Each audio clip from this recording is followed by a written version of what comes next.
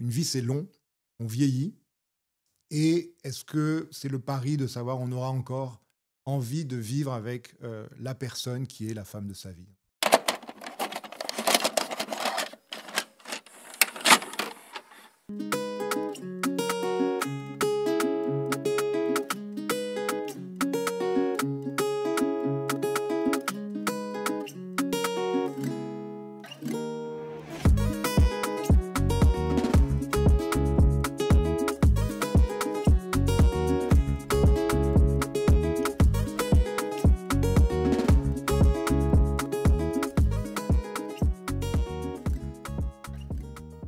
Hello tout le monde. Salut la famille. Bonjour. Bienvenue sur le podcast C'est comment ? C'est comment ? Qu'est-ce que c'est ? C'est ton podcast où on évoque le ressenti et on laisse de côté les faits. Le tout animé par un frère et une sœur inséparables. Le rendez-vous, vous le savez, ça ne change pas, c'est tous les dimanches à 18h, un nouvel épisode avec un nouvel invité ou deux.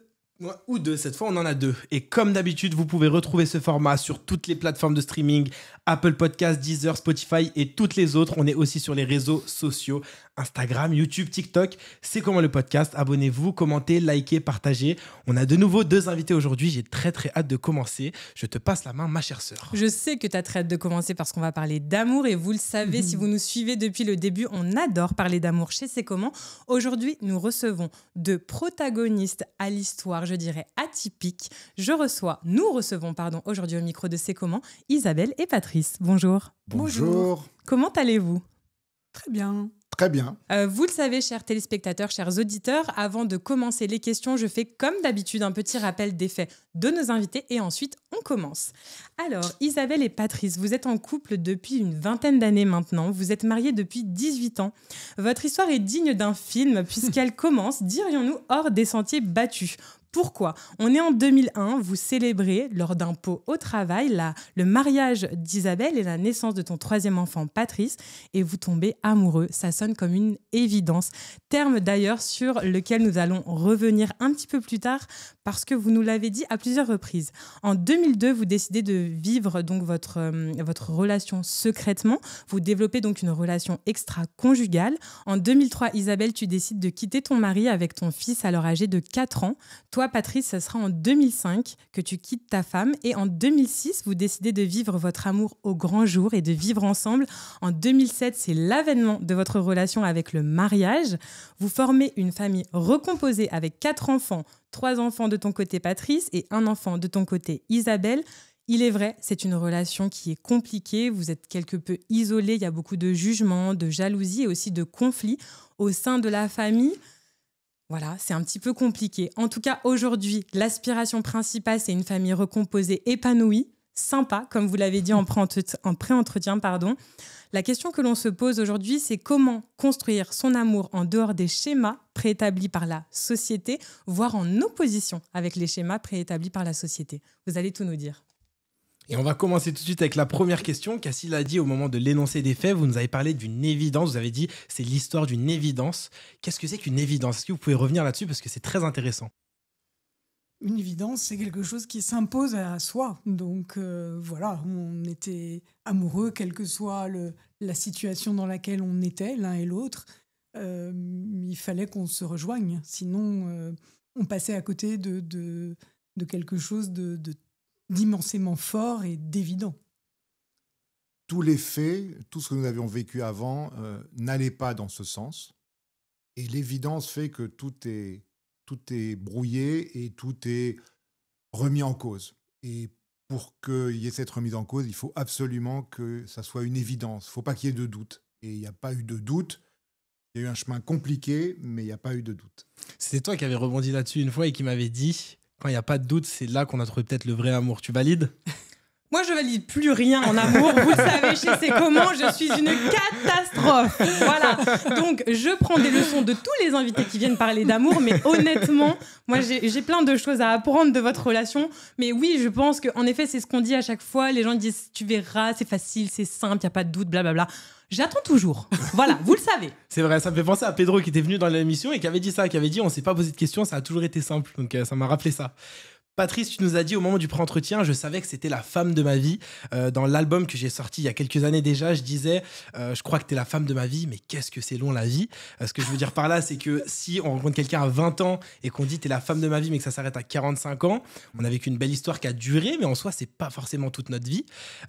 Quel regard tu portes toi là-dessus? T'as 60 ans, qu'est-ce que ça veut dire finalement la femme de sa vie? Alors d'abord, j'ai 58 ans.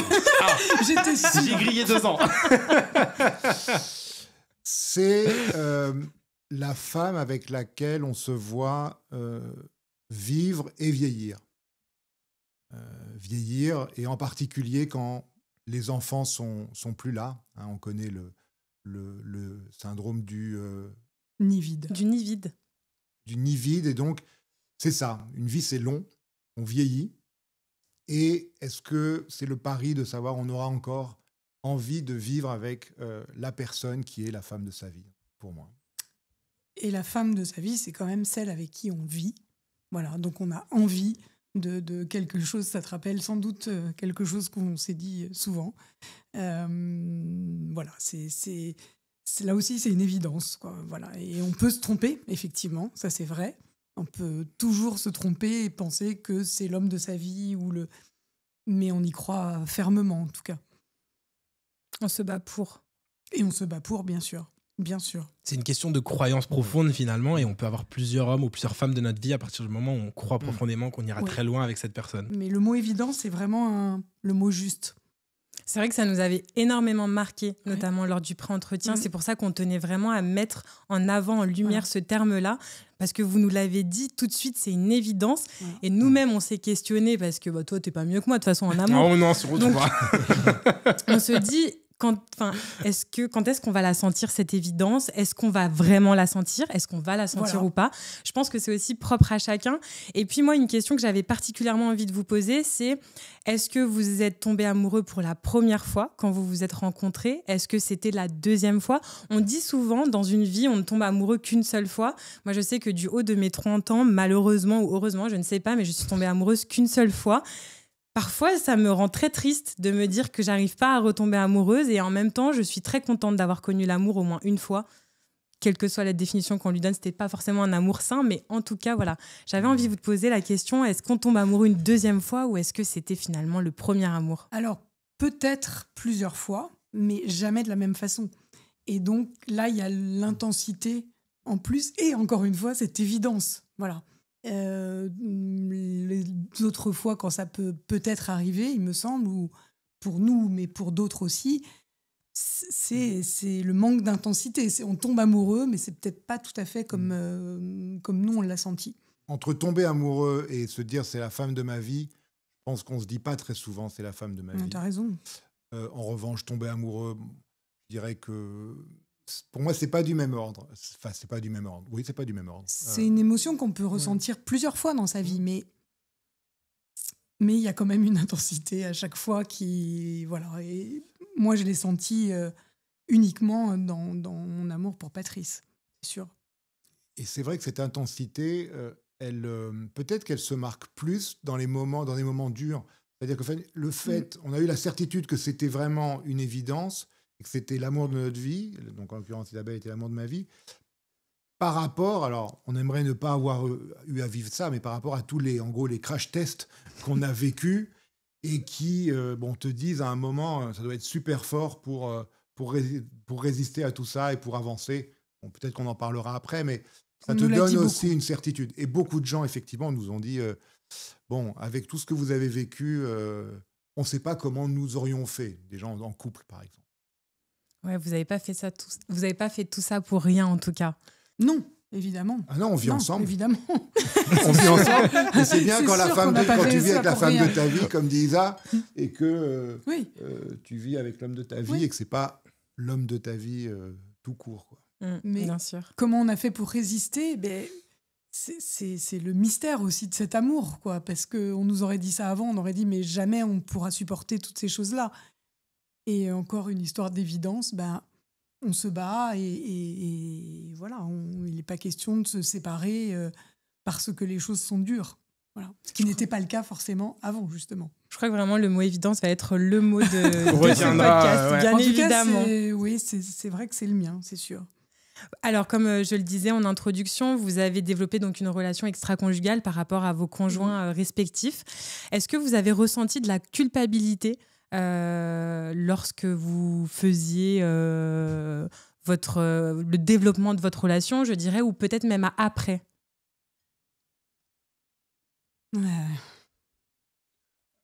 J'y vais. Je n'ai pas ressenti de culpabilité. En tout cas, pas de culpabilité au sens par rapport à un autre adulte. Après, j'ai eu des... Je dirais que la culpabilité, mais ce n'est pas le bon mot, ça serait plus par rapport aux enfants, par rapport à mes enfants. Mais quand on était ensemble, bon, il y avait une force telle que ce n'était pas de la culpabilité. Donc fondamentalement, il n'y a pas eu de culpabilité en ce sens. Non, et parfois même, on se sent coupable de ne pas être coupable, finalement. On s'est dit souvent ça, oui, très souvent ça. Donc, moi, je partage absolument ça. Et non, pas de... c'est terrible à la fois, oui, de se dire... C'est tellement fort qu'on ne peut pas être coupable, si ce n'est pour les enfants qui ne sont pas des adultes. Mais bon, voilà, on le fait quand même, encore une fois, parce qu'on est animé d'une force dingue. Et donc, les choses se font. On avance. On se sent coupable de ne pas être coupable. J'ai beaucoup aimé cette phrase que tu as dit, Patrice. Et j'ai une question là-dessus parce que je me demande si ça ne vient pas des codes de société. Mais justement, on abordera ça plus tard. Isabelle, j'avais une question pour toi. Comment tu as vécu la séparation avec ton ex-conjoint? Est-ce qu'on ressent de la culpabilité quand on se dit qu'on doit partir? On sait que déjà, et Cassie aurait une question là-dessus, mais on condamne beaucoup les femmes en société quand elles quittent le foyer, quand elles se séparent. On dit qu'elles sont égoïstes, qu'elles ne pensent pas aux enfants, qu'elles ne pensent pas aux maris à qui elles font du mal. Est-ce que toi, ça n'a pas été difficile donc déjà de partir et surtout de partir quand on sait qu'il y a de l'infidélité? Ça rajoute un poids. Comment tu as trouvé cette force? On m'aurait dit ça des années avant. J'aurais jamais cru pouvoir le faire. Voilà, avoir cette force. Mais voilà, c'est quelque chose qui vous tombe dessus, même si ce mot est pas très joli. Mais et donc, il y a toute une force qui arrive avec. Et bien sûr que au moment où on dit les choses, on ne peut pas se sentir bien. Mais il faut les faire parce que sinon, toute sa vie, on regrettera. Voilà, c'est plus de la culpabilité, c'est du regret. Et on peut pas passer à côté de l'homme de sa vie comme ça. Donc, il faut passer par là. Et c'est un moment dur à vivre, ouais. Il y a de la peur aussi, tout simplement. Il y a de la peur. La peur de l'après, la peur de partir et que Patrice ne me rejoigne jamais, par exemple. Peur de la réaction de mon mari du moment. Peur de ne pas savoir faire avec mon petit garçon. Donc, tout un tas de choses difficiles, très difficiles, mais une force qui finalement, on a l'impression, moi j'avais l'impression que ça ne me ressemblait pas du tout. Je ne l'avais jamais imaginé. Et je l'ai eu, cette force. C'est vrai que tu as été très courageuse. J'aime beaucoup ce proverbe qui dit « on sait ce qu'on perd, mais on ne sait pas ce qu'on retrouve ». Et surtout cette peur, tu parlais de la peur, tu vois, de se dire « mais peut-être que je vais me retrouver seule et que là, je m'engage pour une aventure qui va me mener nulle part, finalement ». Peut-être. Donc, je suis très admiratif du courage que tu as eu, en tout cas, que vous avez eu tous les deux, d'ailleurs. Mais moi, je ne pense pas qu'il y ait d'admiration à avoir, en fait. C'est quelque chose qui arrive. Il n'y a pas... cette force nous est donnée dans cet état-là, en fait. Enfin, moi, elle m'a été donnée. C'est l'amour qui vous a drivé, en fait. Ben oui, c'est parce que le but était qu'on puisse se rejoindre un jour. Donc, il fallait mettre tout en place pour pouvoir y arriver. Donc, en place, c'est se séparer de son mari et partir vers un inconnu, certes. Alors, c'est vrai que je te remercie parce que moi, j'ai envie de dire quand même que moi, je suis admirative. Tu veux pas qu'on dise qu'on est admiratif, mais moi, je le dis. Je suis admirative, Isabelle. Pourquoi? Je suis admirative des gens qui prennent les décisions pour driver leur propre vie et ne pas la subir. C'est ça, déjà, la première chose dont je suis admirative. La deuxième chose, il est vrai, je trouve qu'en tant que femme, on met beaucoup sur les femmes le poids de la famille, de la responsabilité du foyer.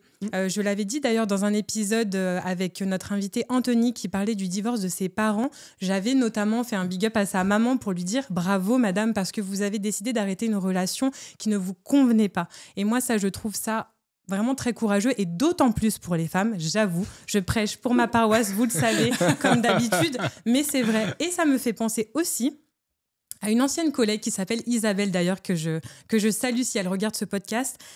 Elle avait décidé de tout quitter aussi parce qu'elle était tombée amoureuse d'un de ses collègues de travail.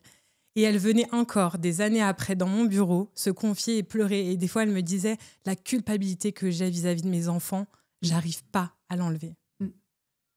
Et ça m'a bouleversée. Je m'en souviens encore. Aujourd'hui, vraiment, je la salue parce qu'elle était d'un courage.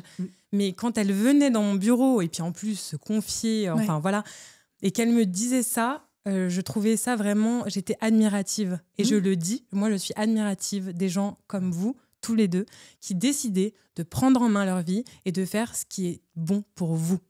Voilà, je tenais à le dire. Alors, je vais aller dans le sens femme.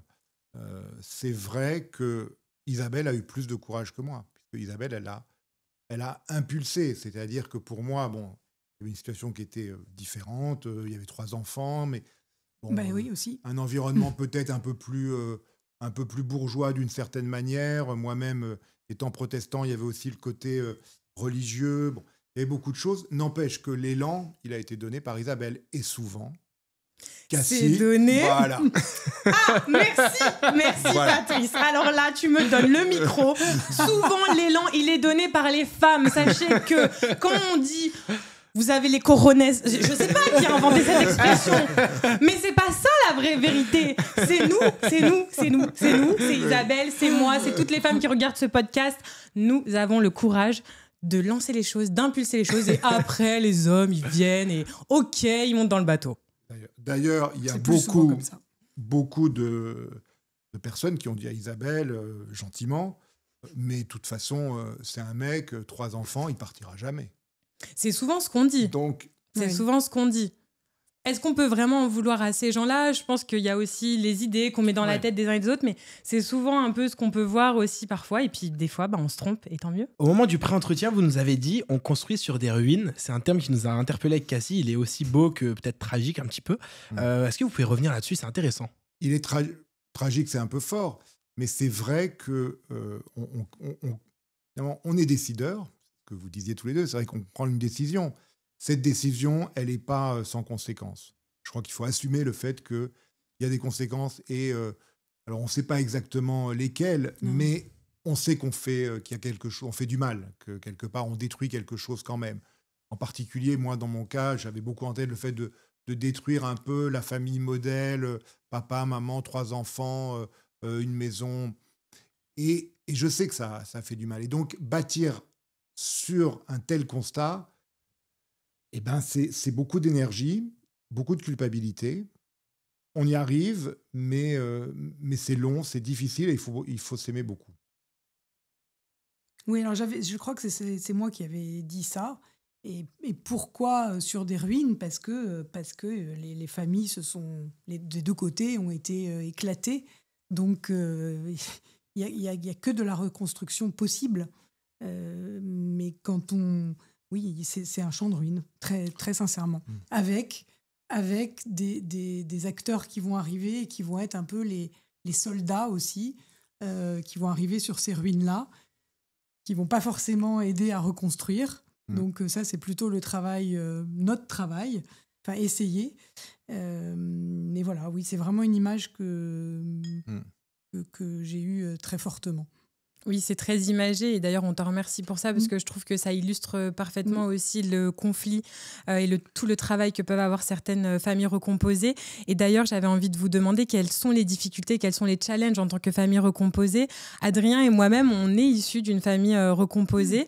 On n'a jamais eu le sentiment de faire partie d'une famille recomposée et pourtant, on avait notre grand frère qui était blanc. Donc, en fait, c'est la société qui nous a fait ressentir qu'on était dans une famille recomposée, notamment parce qu'on avait un frère qui était blanc. Et donc, du coup, comment ça se fait que ton frère, il est blanc ? Bon, là, on se dit, OK, il y a peut-être un problème.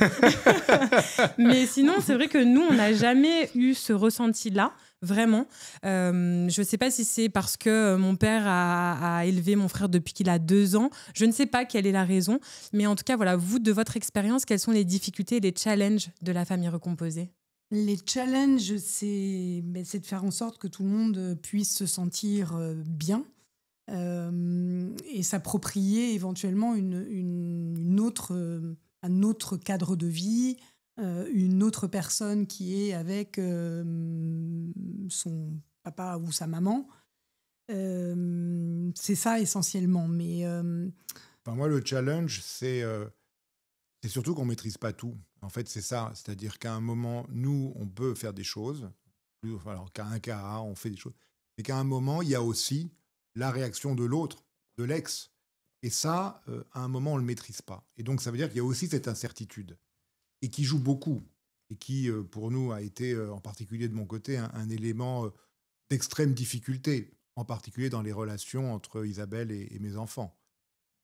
Mais le challenge, c'était bien qu'on puisse être une famille qui puisse vivre ensemble à certains moments, notamment au moment des week-ends, des vacances, puisse se sentir le mieux possible.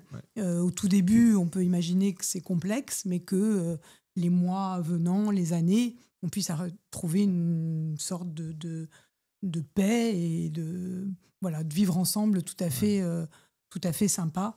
Ce qu'on n'a pas réussi à avoir malheureusement parce que ça reste notre challenge, mais on n'a pas pu parce qu'il y a des éléments extérieurs qui font que on n'est pas les seuls décideurs. Patrice, tu voulais rajouter quelque chose peut-être? Oui, je m'adresse à la caméra en disant c'est quand même hyper compliqué. Moi, je pense que je suis pas sûr que les gens qui nous regardent auront ça en tête, mais moi j'avais dans l'image les films de Claude Lelouch, les films de Claude Sauté, donc les films des années 70-80 où il y avait plein de familles recomposées, où tout allait bien avec la première, la deuxième, la troisième, et qu'il y avait des grandes tablées où tout le monde s'entendait. Eh bien, il ne faut pas se préparer à ça. C'est beaucoup plus compliqué. Il ne faut pas avoir une image d'Épinal de ça, parce que c'est quelque chose de très personnel, dans lequel il faut beaucoup de force. Et, bon, pas non plus, on n'est pas des héros, mais il faut vraiment beaucoup d'énergie et tout est compliqué. Tout peut être compliqué et tout n'est pas maîtrisable, ni maîtrisé. En revanche, parfois, ça se voit dans les films, c'est vrai, mais on peut quand même y arriver, pas de manière, pas tout à fait de manière comme dans le cinéma, mais on arrive à trouver un bon équilibre. C'est pas non plus inaccessible.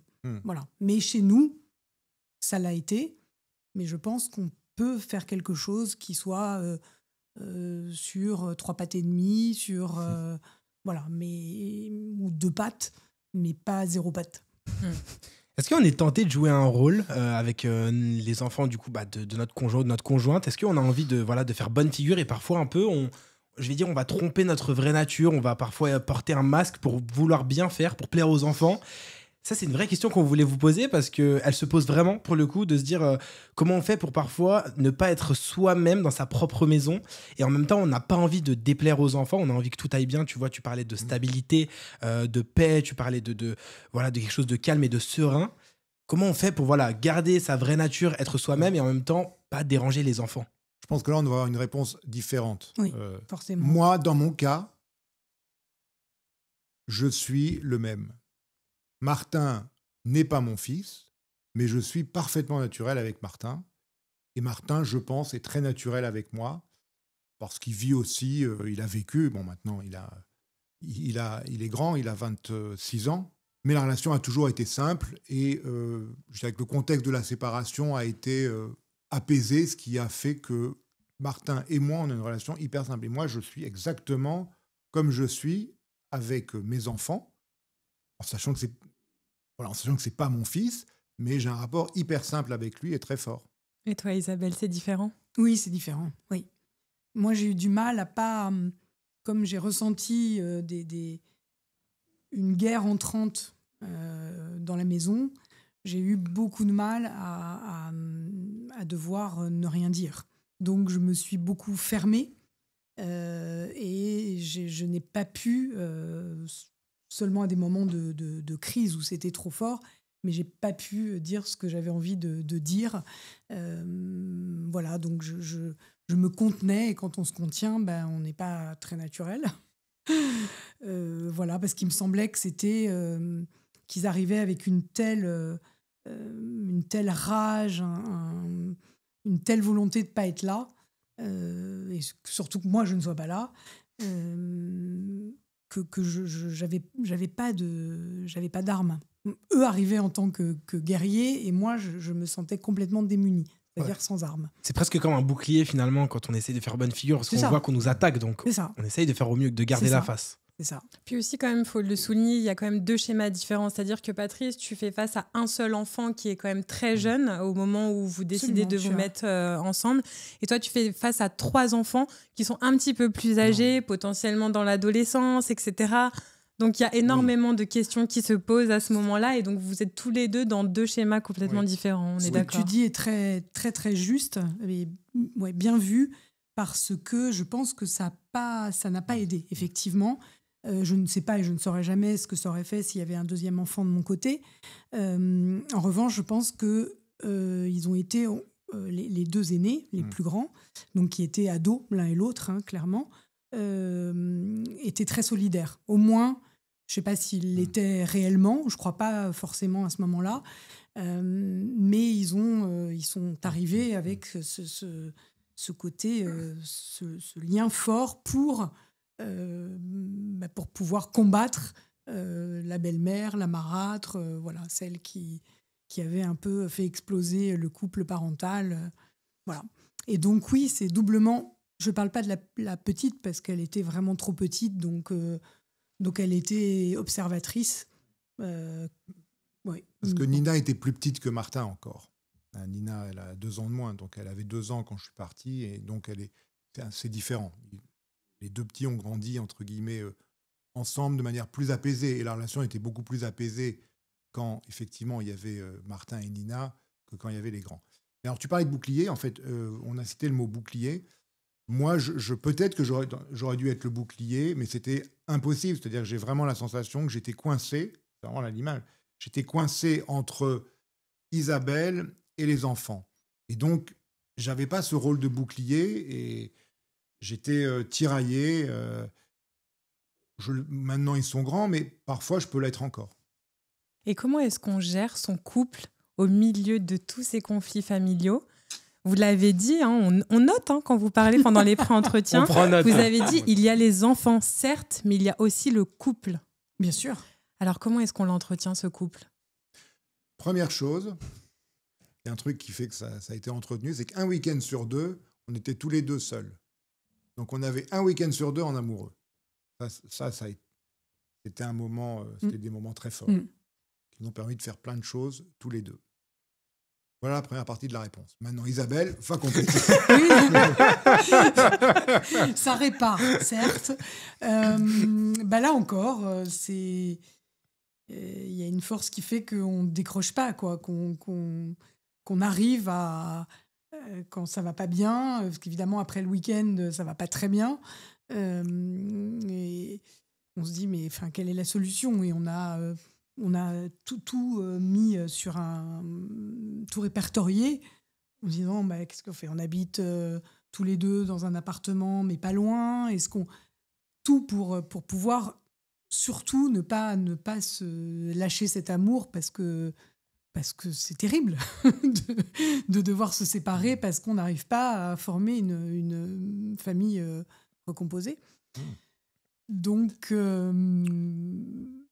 je sais pas comment on fait. Là encore, il n'y a pas de leçon. Ça, c'est fait, la preuve. Donc, mais je sais pas. C'est presque inné chez vous, j'ai l'impression, finalement. Non, c'est pas inné. C'est aussi... c'est une volonté de pas se séparer. Donc il faut faire en sorte que son couple puisse toujours exister, se répare après... un week-end difficile, parler, essayer de trouver des solutions. Tout le temps, on a cherché des solutions. Tout le temps. On part en vacances ensemble, on part pas en vacances ensemble.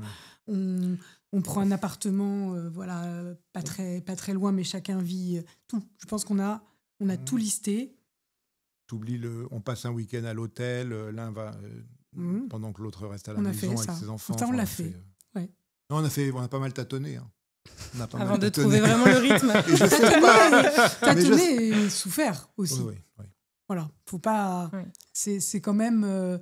Il y a cet amour qui porte, heureusement, mais il y a aussi une réelle souffrance. Ça n'empêche pas. Bien sûr. Aujourd'hui, l'eau a un petit peu, on va dire, coulé sous les ponts. Est-ce que vous considérez que le temps apaise les choses ? Alors, oui, alors chez nous, c'est un temps long, très long. Mais oui. Et oui, le temps est long. Le temps est long. On pensait que les enfants grandissant, une fois passés leurs études, voient aussi ce qui se passe autour d'eux et puissent être un peu plus apaisés. Bon, c'est un constat parce qu'on s'en contente. Il faut qu'on s'en contente. Et que je pense en plus que du côté de Patrice, les enfants connaissent sa fragilité parce que c'est un père aimant et donc s'y engouffrent. Donc ils se disent toujours peut-être qu'on va pouvoir l'avoir pour nous tout seuls et que Isabelle, on pourra la mettre de côté. Voilà. Et je pense que ça, c'est pas tout à fait fini. Et pourtant Hugo a 30 ans et Fanny a 31 ans. Donc c'est bien du temps long. Et dans ce que tu dis, ce que tu dis est exactement ce que je ressens aussi. Et le temps a très lentement apaisé les choses, mais ça reste... Quand même, j'ai 60 ans, hein, comme tu me l'as dit. Donc, attention, hein. J'ai rajouté 2 Bientôt. ans. Hein. Moi, oui, tu peux le dire, presque. Et je précise aussi pour les gens qui nous écoutent et qui nous regardent, donc Fanny, c'est ta fille aînée et Hugo, c'est ton deuxième enfant. Ce qui est intéressant quand même dans votre relation, c'est qu'on a l'impression que tout allait contre vous. C'est vraiment, vous avez dû vous battre. Tu vois, on utilisait le terme bouclier, soldat, combat, ruine. Oui, c'est vrai. C'est quand même beaucoup le champ lexical de la guerre. Finalement, vous avez dû vous battre pour votre amour. Ma question, elle va s'inscrire dans une idée de vous êtes contre les dogmes et les codes religieux, sociétaux.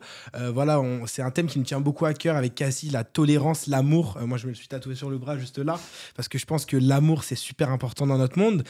Et parfois, la société, la religion va brider l'amour. On n'autorise pas l'homosexualité, pas forcément la polygamie, pas forcément la tromperie. Et vous, votre relation, elle est quand même le fruit, c'est la naissance d'une tromperie qui est rejetée par la société et par les religions. Comment vous avez fait pour gérer ça? Et quel regard vous portez sur l'amour, justement? Est-ce que l'amour est plus fort que tout? Bah oui. Alors, l'amour C'était direct, hein.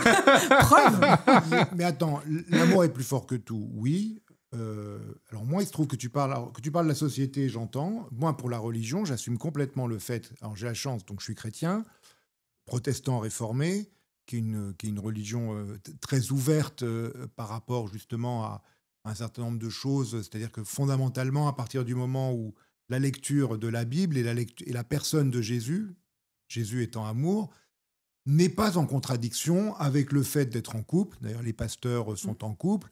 Il n'y a jamais eu de dénonciation de l'homosexualité, en tout cas récemment, il y a eu des manifestations pour le mariage pour tous. Donc je dirais que j'ai la chance d'avoir grandi dans un contexte religieux apaisé par rapport à ça.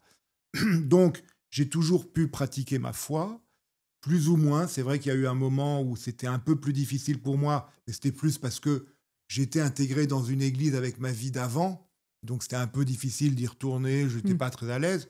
Mais fondamentalement, j'ai toujours cru en Dieu et je pense qu'il y a une vraie religion de tolérance. Et d'ailleurs, si vous voulez lire un des plus beaux poèmes d'amour, c'est le Cantique des Cantiques que vous trouverez dans le Premier Testament ou l'Ancien Testament. Et lisez le Cantique des Cantiques, c'est un des plus beaux poèmes d'amour entre un homme et une femme. Alors c'est aussi éventuellement la métaphore entre l'homme et Dieu, mais l'homme, en le lisant en tant que très belle histoire d'amour entre l'homme et la femme, c'est extraordinaire. Donc, la religion n'a pas été un problème pour moi, vraiment. Moi, encore moins. Mais là où ça peut être difficile, moi, j'ai trouvé ça compliqué un peu, pas tant dans la société de manière globale, mais dans ma famille. Voilà, j'ai trouvé ça compliqué parce que alors, la religion, moi, n'était pas un problème de mon côté, mais du côté de mes parents, qui étaient pourtant extrêmement ouverts. Mais j'ai senti que, pour maman en tout cas, c'était pas tellement acceptable. Bah, tu vois, tu parles de la famille et tu me fais une transition parfaite pour ma prochaine question parce que j'allais parler de ta famille justement, Isabelle. Tu nous as dit que quand tu t'es séparée, ta sœur, elle avait un peu de jalousie pour toi parce que peut-être que secrètement, elle rêverait de faire pareil. Ça m'a beaucoup touché parce que la jalousie, c'est un terme qui me parle beaucoup. Je sais qu'on est dans un monde où les gens se jalousent facilement, Oui. encore plus à l'ère des réseaux sociaux. On veut la vie des autres, on veut la vie d'un tel, mais finalement, on n'ose pas passer à l'action. Et j'ai l'impression que parfois, la jalousie, c'est un peu comme si on se montrait à quel point on a de la haine envers nous-mêmes, en fait, et on la rejette sur quelqu'un. On a la haine parce que nous, on n'arrive pas Bien à passer sûr. le cap, on n'arrive pas à agir. Et quand on voit quelqu'un qui a agi, et qui vit sa vie et comme vous l'avez fait, et c'est ce qu'on a dit au début de l'épisode d'ailleurs, vous avez eu ce courage de dire pour notre amour on va y aller, quitte à souffrir, quitte à aller à la guerre, encore une fois le terme de la guerre qui est utilisé, mais voilà, vous êtes allé contre ça et ta sœur te jalouse. Quel regard tu portes sur ça? La jalousie est présente un peu partout dans nos vies, autour de nous. Et comment j'ai vécu ça? Je trouve ça dommage, évidemment, mais je pense que je peux le comprendre parce que ça aurait peut-être pu m'arriver. C'est-à-dire que j'aurais pu ne pas réussir à partir, ma sœur aurait pu réussir, elle, à partir, et que je me dise, mon Dieu... Mais je ne sais pas si ça aurait été de la jalousie, c'est très difficile à dire quand on ne l'a pas vécu, mais c'est dommage en tout cas de ne pas aller jusqu'au bout de ce qu'on a à vivre. Vous avez tous les deux dû faire face à de nombreuses responsabilités, une très forte pression pour votre propre bonheur. Est-ce que ça a forgé votre vision de la vie de manière générale? On se souvient notamment de Sandrino, notre coach en amour que nous avions reçu, qui nous avait dit « Pour être heureux, il faut faire des choix difficiles ». Est-ce que vous êtes d'accord avec cette citation? Oui. Oui. Oui. Oui. Oui. Merci, Sandrino. Ça, au moins, c'est consistant. Hein. Très bien. Il faut faire des choix difficiles dans la vie pour pouvoir être heureux. À bon entendeur, j'ai envie de dire. Est-ce que la durée d'un couple légitime la tromperie? Vous allez comprendre pourquoi je vous dis ça. Aujourd'hui, ça fait des années et des années que vous êtes ensemble. Vous avez construit une très, très belle relation. Il y a peut-être des gens qui vont avoir le même parcours que vous et qui vont avoir une relation qui va durer 1 an, quelques mois, bref, qui ne va pas durer en tout cas. Et on aura plus tendance à les pointer du doigt, à se dire « Ah bah tu vois, tu t'es trompé ». Alors que pour vous, c'est un peu compliqué de vous dire « Ah, vous êtes trompé » parce que du coup, on est plus en mode « Ah, ils avaient raison en fait. Ils avaient la vision. Hein. Ils avaient la vision. » Si on veut bien le reconnaître. Voilà. Aussi qu'on avait la vision. C'est Aussi. ça. Voilà. Et du coup, est-ce que parfois, justement, la durée de son couple légitime finalement l'action qu'on a pu faire par le passé, à savoir tromper son conjoint? Oui, c'est vrai. Moi, je me suis posé cette question. Mais ça a été quelque chose d'extrêmement bref. Après, et pourtant, il n'y a pas de certitude, pas plus avec Patrice que autour de nous. Mais... Je pense que c'est pas un sujet. C'est pas un sujet. Par rapport à cette question, moi, ce que j'ai envie de dire, c'est que tout simplement, heureusement qu'on n'a pas fait tout ça en se trompant.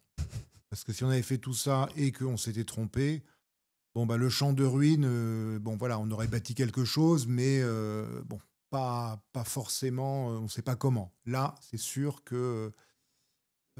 Et les difficultés nous ont prouvé que nous ne nous étions pas trompés. Mais je ne suis pas sûr qu'on ait besoin des difficultés pour être sûr de ça. Non. Mais bon, en tout cas, là, ça a été, comme je disais tout à l'heure, le crash test, quoi. On a résisté à ça. C'est clair, et c'est en ça que je trouve que vous avez été courageux parce que vous ne saviez pas forcément si ça allait marcher ou pas. On ne sait jamais en fait ce que la vie nous réserve. On sacrifie, on prend des décisions. Je disais à Cassie, la vie n'est qu'une question de décision. On passe notre temps à choisir pour ensuite dessiner notre avenir, mais on ne sait jamais ce que demain nous réserve. Et c'est beau que ça ait marché pour vous quand même. Une phrase que j'ai entendue aujourd'hui, c'est « Les optimistes décident, les pessimistes observent ». Je crois qu'il faut être plutôt et plus que jamais aujourd'hui dans le monde avec toutes les mauvaises nouvelles qui nous entourent, je crois qu'il faut agir, il faut décider et surtout pas regarder ce qui se passe sans être acteur. Ça, j'ouvre un peu à autre chose, mais n'empêche que dans le couple, je pense que c'est pareil. C'est valable pour l'amour, bien sûr, et le suivre coûte que coûte. Voilà. Avec tout ce que vous avez vécu, que ce soit votre amour, les difficultés, la famille, le jugement, quel recul vous avez sur ça et quels conseils vous donnerez aux jeunes générations ? Là, il y a des jeunes qui nous regardent. Quels conseils vous donnerez aux jeunes sur l'amour ? Qu'est-ce que vous leur direz à ces gens, peut-être qui s'aiment, mais qui sont bloqués par les codes, par la famille, par la religion, par la société ? C'est quoi votre conseil que vous donnerez là aux jeunes générations qui écoutent ce podcast ? Ou qui l'anime ? Ou qui l'anime ? Parce qu'on est jeunes aussi, c'est vrai. On a bien compris. Qui l'anime ? Un petit coup de jeune, tu te mets toi, comme ça. Oui. Je ne sais pas s'il y a de conseils à donner, mais parce que c'est un sujet complexe, évidemment, mais d'y aller, quoi. Quand il y a cet amour qu'on sent, qui est si profond, il faut donner l'énergie impérativement qu'il faut, l'impulsion et essayer. Mais je sais que c'est excessivement dur. Donc, mais un conseil, oui, il faut pas regretter non plus. Ça va, c'est vrai aussi. Donc, moi, je dirais, soyez optimistes, décidez. Il y a une prise de risque. Et il faut le vivre. Et il faut le vivre. Et même dans des situations où vraiment ça ne doit pas, entre guillemets, se produire, et ben finalement, le fait de décider, cette prise de risque, ça peut aboutir à quelque chose qui soit une construction véritable. Donc, il faut y aller. Il faut y aller. Le cœur a ses raisons que la raison ignore, c'est ça ? J'ai l'impression que c'est vraiment le proverbe qui ressortira de votre épisode, c'est qu'on a l'impression qu'il y a eu beaucoup de difficultés, il y a eu beaucoup de choses, mais finalement, c'est cet amour qui vous a guidé du début à la fin. Et encore aujourd'hui. Oui. Ah bah oui. C'est vraiment ça. Ah, c'est sûr. Avant, pendant... et maintenant, encore aujourd'hui. Bah voilà. Donc oui. Oui, et la preuve, c'est que, on va passer de plus en plus de temps ensemble parce qu'effectivement, l'activité, on va aller vers une activité professionnelle qui va diminuer et elle est très importante. Et on va avoir beaucoup de temps ensemble et on s'en réjouit. Et on attend ça aussi, même si après, il faut trouver des équilibres entre le travail et puis le reste de la vie. Mais c'est quelque chose qui nous excite et je crois que c'est un très bon signe que se dire on a envie de passer du temps ensemble en vieillissant. Moi, je suis très, je dirais, rassuré, énergisé par cette pensée. Chouette. Non, je pense que c'est très important. Je suis tellement bien avec vous que je suis censé poser la dernière question, mais j'ai pas envie qu'on y arrive, donc je vais en reposer une. Là, j'en ai une qui m'est venue. Qu'est-ce qu'on peut vous souhaiter pour la suite et à quoi vous aspirez pour la suite ? Alors évidemment que l'amour dure toujours, c'est sûr, et qu'on arrive à un apaisement avec les enfants, qu'on puisse, sans que ça soit quelque chose sans trop en demander, au moins que les choses soient fluides et qu'on puisse se retrouver à des repas de famille, quel que soit l'endroit où on habitera, qu'on puisse avoir les enfants, qu'ils soient contents d'être avec nous, qu'on puisse voir nos petits-enfants, si petits-enfants il y a. Voilà, c'est aussi simple que ça, vraiment. Tu confirmes, Patrice ? Ouais, c'est exactement ça. Et d'ailleurs, nous aussi, on a débriefé après le pré-entretien. et on a trouvé assez magique d'avoir exprimé exactement la même chose avec quasiment les mêmes mots à cette question que plus ou moins était venue lors du pré-entretien. Donc, je ne rajouterai rien à ce qu'a dit Isabelle. Alors moi, j'ai une dernière question quand même avant qu'on passe à la vraie dernière question du podcast. Ah oui. Pourquoi avoir accepté de venir témoigner au micro de C'est comment et de mettre au grand jour votre histoire ? Je suis encore une fois admirative de vous, mais de tous les invités qui viennent dans le podcast C'est comment, parce que vous vous livrez avec une telle transparence dont je ne pourrais faire preuve d'ailleurs. Donc, quelle est la raison pourquoi vous avez accepté de venir témoigner aujourd'hui ? Pour le sujet, qui est un sujet... et c'est notre sujet quand même. Nous, on pense qu'on a une belle histoire malgré tout ça. En tout cas, moi, c'est ce que je pense. Moi aussi. Que c'est une très belle histoire qu'on a vécue. Et pourtant, Dieu sait s'il y a tout ce dont on a parlé qui est complexe, dont on parle encore beaucoup, pour laquelle il y a des vraies frictions. Donc, c'est pas fini. Et à la fois, voilà, notre histoire est belle. Donc, on a envie d'en parler. Voilà. Merci. Et puis aussi parce qu'on est des auditeurs de C'est comment et qu'on adore la manière dont on savait que vous nous mettriez à l'aise et vous avez réussi et avec tellement de bienveillance. Puis on avait envie et puis aussi parce que c'est une manière de s'adresser pour la plupart de vos auditeurs, téléspectateurs, à une génération qui nous est chère, c'est celle de nos enfants. Et ça nous permet aussi de dire des choses à nos enfants, non pas parce qu'ils regardent, je ne sais pas, mais surtout de pouvoir nous exprimer un peu plus librement. Donc, c'est top qu'on puisse être avec vous. Merci beaucoup. À vous. C'est magnifique comme compliment, j'adore. Ouais, merci beaucoup, merci à vous vraiment d'avoir accepté l'invitation au micro de C'est comment. C'est toujours un plaisir de recevoir les invités et que vous puissiez vous livrer tel que vous l'avez fait. Je suis sûre, en tout cas, qu'il y a plein de choses à en tirer, moi, de cette histoire. En effet, je trouve que c'est une belle histoire. Je trouve que c'est aussi, comme je le dis souvent, chez C'est comment, synonyme d'espoir. Le premier amour, c'est peut-être pas le dernier, et puis c'est peut-être pas le bon aussi. Aussi. Et puis la femme ou l'homme de notre vie, c'est long la vie. Et ça, je l'avais dit dans mon album déjà. C'est long la vie.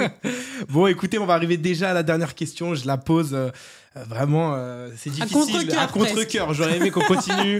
Mais bon, voilà, toutes les bonnes choses ont une fin. Admettons que maintenant, vous êtes dans la tête de tous les êtres humains de cette planète. Vous pouvez parler à l'humanité tout entière. Là, tous les êtres humains vous écoutent, mais malheureusement, vous mourrez dans 1 minute tous les deux. Qu'est-ce que vous direz à l'humanité ? Quelle est votre philosophie qui vous est le plus chère ? Qu'est-ce que vous avez retenu de votre passage sur Terre, de votre vie, de vos épreuves, de votre amour ? Qu'est-ce qu'on retient toute une vie sur Terre ? Et là, c'est vraiment une question large, pas que dans votre couple, mais vraiment de votre vie en tant qu'être humain. Qu'est-ce qu'on retient là en 1 minute ? Le cœur du cœur, l'essentiel. Donner. Donner aux autres. Donc donner aussi en amour, bien sûr, donner à ses enfants, mais donner beaucoup plus largement aux gens qu'on aime, aux gens qu'on rencontre. Ça peut être un instant, ça peut être quelqu'un qui mendie, quelqu'un... Voilà, donner ce qui va pouvoir changer un petit quelque chose chez chacun, ou beaucoup, pourquoi pas, parfois, dans l'amour en tout cas, sûrement. Mais ça peut être aussi très éphémère, mais donné. Aimez-vous les uns les autres. Et comme dit Isabelle, donnez. Sortez de vous-même et donnez aux autres. Et puis j'aurais envie de dire aussi une phrase, quelques mots pour Isabelle, qui sort, ça vient du Cantique des Cantiques dont j'ai parlé.